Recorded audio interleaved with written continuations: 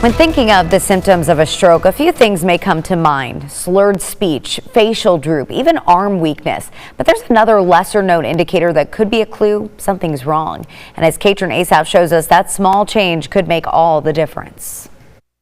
This can happen to absolutely anybody. When Michael Capu found himself in Florida, it wasn't anything unusual. We used to take some caravans and we just traveled to different places. A typical visit for an avid traveler.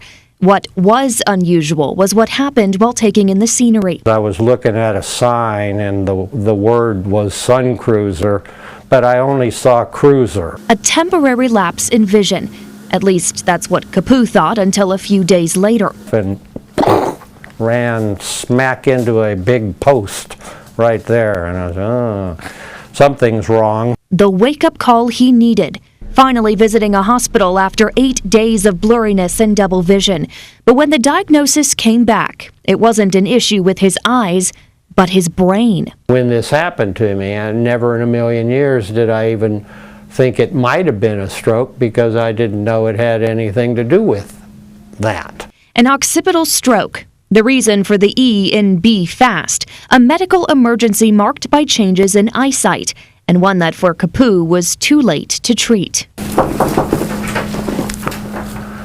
Hey. How are you doing? I'm doing good. Nice to 2 see you. years later, Capu is finding his footing. Tell me how many fingers you see. I don't see him. Working with UAMS's Stroke Education Support Group, missing what he had before.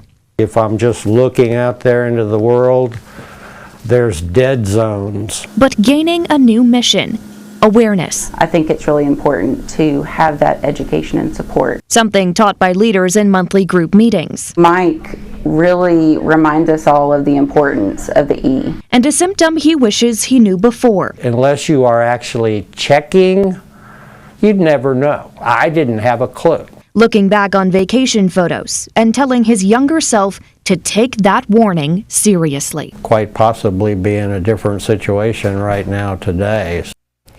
That was Katrin Asaph reporting. The signs of a stroke are spelled out, as you saw, in be fast. Changes in balance, eyesight, as we mentioned, the face, arms, or speech. And it's all about time to call 911. For more information on UAMS's stroke support group, head to our website, KARK.com.